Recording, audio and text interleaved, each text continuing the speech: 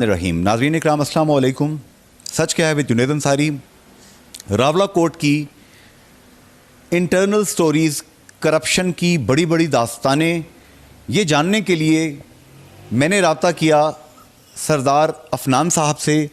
आप यहाँ पर टूरिज़म डेवलपमेंट के हवाले से एक कंपनी चला रहे हैं, एक इदारा चला रहे हैं, लेकिन रावला कोर्ट में जो करोड़ों रुपए की करप्शन बकौल इनके मुबैना तौर पर हुई है, उस हवाले से ये यहाँ पर सोशल अपलिफ्ट, सोशल आगाही मुहिम आवाम के अंदर ज़्यादा से ज़्यादा सेंसिटाइजेशन और शऊर पैदा करने की कोशिश कर रहे हैं।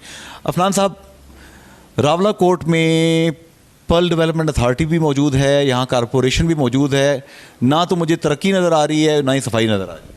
बिस्मिल्लाहिर्रहमानिर्रहीम। सबसे पहले तो अंसारी साहब आपका शुक्रिया कि आप रावला कोर्ट तशरीफ़ लाए और यहाँ के मसाइल पे बात की आपने।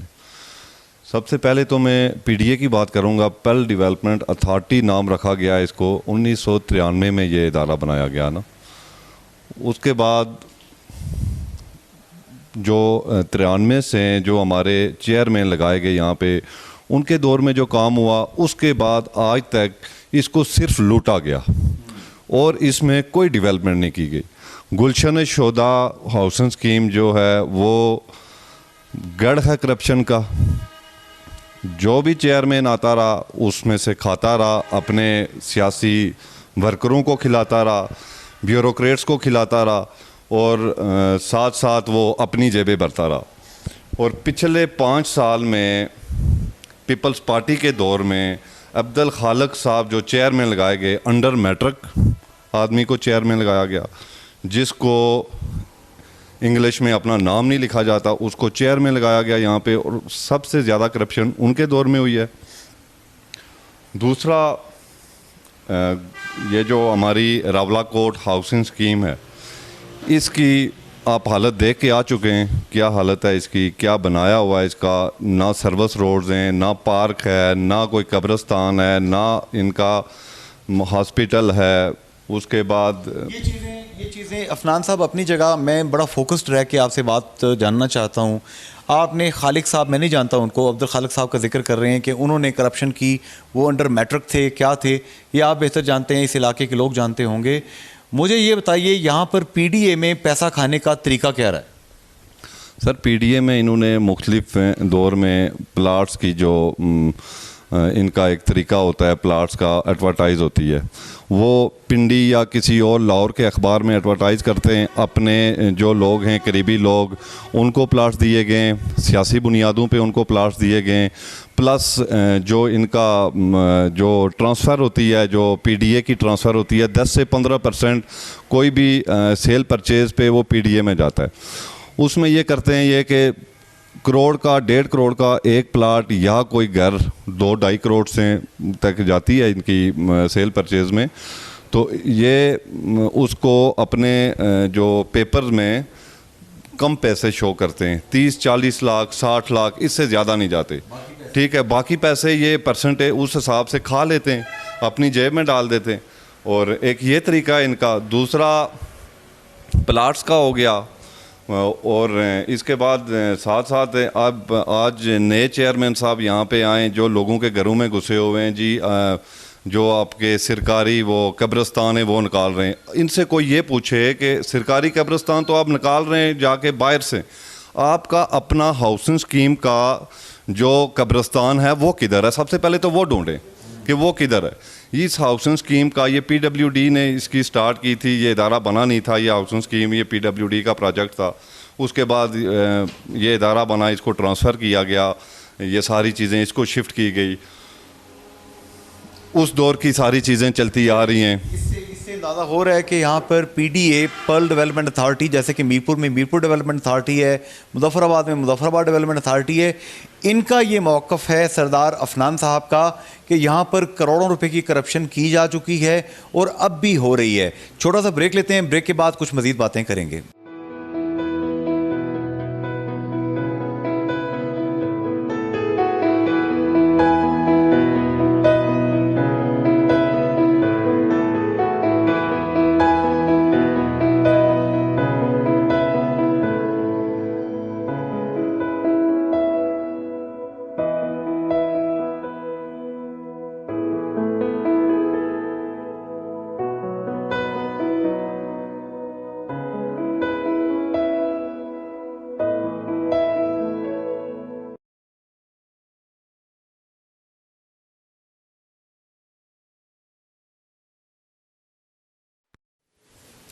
जी नाजरीन, वेलकम बैक। इस वक्त सरदार अफनान साहब से हम बात कर रहे हैं। आप यहाँ पर सोशल एक्टिविस्ट हैं और आप यहाँ पर रावलाकोट के अंदर शफाफ साफ़ सुथरा माशरा चाहते हैं, करप्शन फ्री इदारे चाहते हैं और चाहते हैं कि यहाँ पर कुछ बेहतरी हो।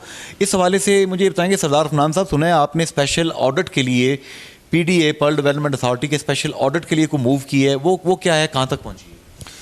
देखिए जी, 2015 में एक हाई कोर्ट का फैसला आया जिसमें ये चीज़ क्लियर दी गई कि इस इदारे का स्पेशल ऑडिट किया जाए। पूरे डॉक्यूमेंट्स हैं, पूरे प्रूफ्स हैं। मैं हर किसी के पास गया हूँ, सेक्रेटरी PPH के पास गया हूँ, ऑडिट वालों के पास गया हूँ, फाइनेंस सेक्रेटरी के पास गया हूँ, किसी ने भी मेरी नहीं सुनी और वो टाल मटोल करते रहे। मेरे पास पूरा रिकॉर्ड है PDA की करप्शन का। स्पेशल ऑडिट का 2015 का फैसला है, उसके बाद उसी फैसले के ख़िलाफ़ फिर ये साबिक चेयरमैन अब्दुल खालिक साहब फिर रिट में गए, उसका भी फैसला आ चुका है। उसके बाद मुसलसल 2-3 साल से तौहीन अदालत की जा रही है। मैं ये पूछना चाह रहा हूँ कि किधर है कानून, किधर अदालत है? और यहाँ पे तौहीन अदालत नाम की कोई चीज़ ही नहीं है। अदालत के कानून की धज्जियाँ उड़ाई जा रही हैं और कोई पूछने वाला नहीं है। स्पेशल ऑडिट कब होगा?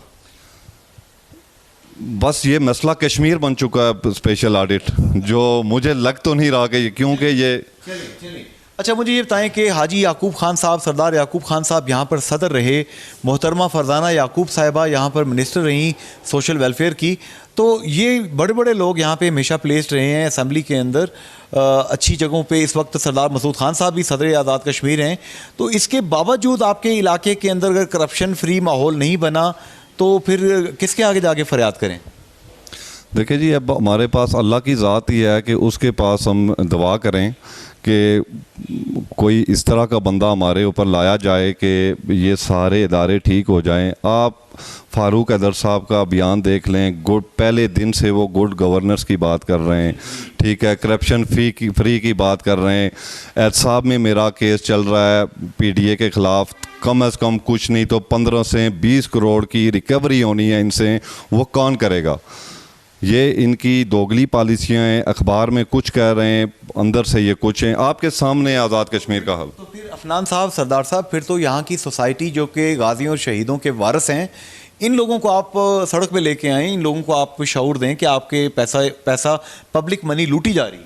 देखिए सर, ये 2 साल से मैं इस पे वर्क कर रहा हूँ, आस्ता आस्ता लोगों को मोटिवेट कर रहे हैं। इंशाअल्लाह ताला आइंदा 1-2 माह में हम एक तहरीक का आगाज़ करेंगे और ये PDA सही करेंगे। इसके साथ साथ ये म्यूनसिपल कॉरपोरेशन है, इसमें कुछ लोग ऐसे लगे हैं जो तकरीबन 20-22 साल से एक ही सीट पे बैठे हुए हैं। ठीक हो गया और उनका ट्रांसफ़र नहीं किया जा रहा। वो इतने मजबूत हाथ हैं उनके कि उनका ट्रांसफ़र नहीं किया जा रहा। वो मैंने सुना है कि अतीक कमीशन ने जिन लोगों को भर्ती किया था, खालिद इब्राहिम साहब ने अपनी सीट की कुर्बानी दी। 486 लोग जो थे नॉमिनेट किए गए थे, इनको फ़ारग किया जाए। सुना 485 फ़ारग हो गए थे। एक खुशकिस्मत, खुशनसीब, Guinness book of world record में नाम आना चाहिए उनका, वो बच गए थे। वो कौन है?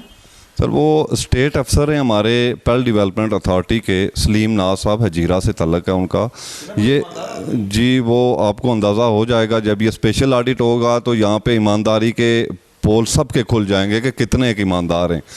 तो वो उनका आप देख लें कि 486 में से 86 आदमी को यहाँ पे नई पोस्ट तख्लीक करके उसको यहाँ पे डाला गया और आज तक उनसे कोई पूछने वाला नहीं है।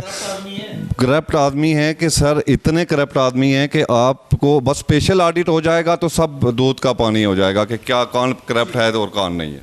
नाजरीन, ये इंतहाई हॉट किस्म का शो मैंने आपके सामने रखा है। रावलाकोट की अच्छी चीज़ें, टूरिज़म, यहाँ के दरख्त, परिंदे, लोग, मेहमान नवाजी, ये सब चीज़ें तो हैं, लेकिन करप्शन की अफरियत, ये माफिया, ये कैंसर, ये नासूर यहाँ पर मौजूद है।